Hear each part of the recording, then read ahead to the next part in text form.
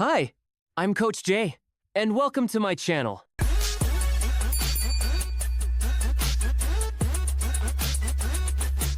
Disclaimer o paalaala. All content shared here reflects my personal opinions and perspectives only. Ang lahat ng nilalaman ay batay sa aking sariling pananaw at opinyon. This is intended for entertainment and informational purposes lamang at hindi dapat ituring bilang professional advice. Ang pag-iingat ng manonood ay kinakailangan. May mga libro na hindi lang basta pampalipas oras, kundi parang sampal sa mukha ng reality. The Subtle Art of Not Giving a Fuck by Mark Manson is one of those books na hindi about fairy tale positivity, kundi kung paano piliin kung saan mo dapat ilalagay ang energy mo. Hindi lahat ng bagay worth stressing over, at hindi lahat ng tao deserve ang attention mo. Once you get the idea, parang biglang gumaan ang utak mo, kasi hindi ka na alipin ng lahat ng problema. At kung iniisip mo na baka maging tamad ka dahil dito, relax. Hindi ito license para maging pabaya, kundi para maging mas matalino sa pagpili ng laban. Kung tutuusin, mas nakakatawa pa nga, kasi minsan ang pinaka-peace of mind ay galing sa simpleng wala na akong paki.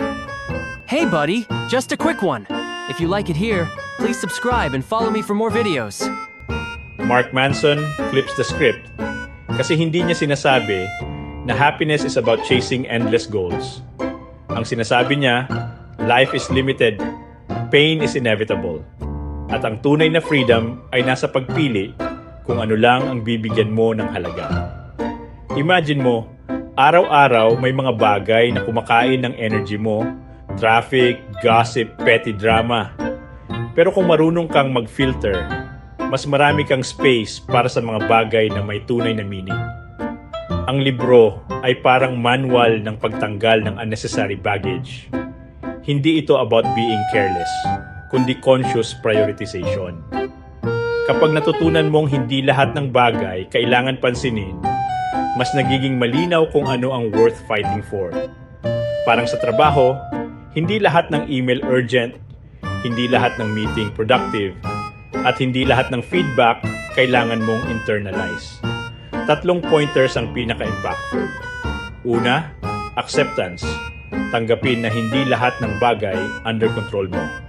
Pangalawa, values. Piliin kung ano ang tunay na mahalaga sa'yo, hindi yung dictated ng society. Pangatlo, responsibility. Kahit hindi mo kontrolado ang lahat, may choice ka kung paano magre-react.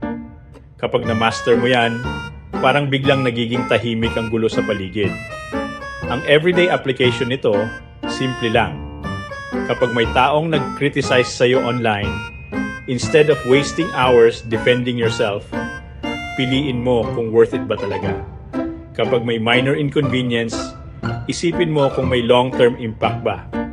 Kung wala, let it go. Ang irony, mas nagiging productive ka kasi hindi ka na distracted ng nonsense. At ang pinaka nakakatawa dito, once you stop giving a fuck about trivial things, mas nagiging masaya ka. Hindi dahil wala ka ng problema, kundi dahil hindi mo na pinapalaki ang mga bagay na hindi naman dapat. Parang magic trick na hindi magic, kundi simpleng mindset shift. Final message. Hindi lahat ng bagay deserve ang emotional investment mo. Kapag natutunan mong pumili, mas nagiging tahimik ang isip mo at mas nagiging malinaw ang direksyon ng buhay mo. Hindi ito about apathy, kundi about clarity. Kung tutuusin, ang tunay na kalayaan ay hindi yung walang problema, kundi yung hindi ka naalipin ng lahat ng problema. At kapag natutunan mong i-filter ang mga bagay na hindi mahalaga, mas nagiging malakas ang focus mo sa mga bagay na talagang nagbibigay ng meaning. Ang tanong na dapat mong dalhin pagkatapos nito ay simple. Ano lang ang talagang worth it? Or simply, just say, paki ko. Thanks for watching. Don't forget to subscribe and follow me for more videos.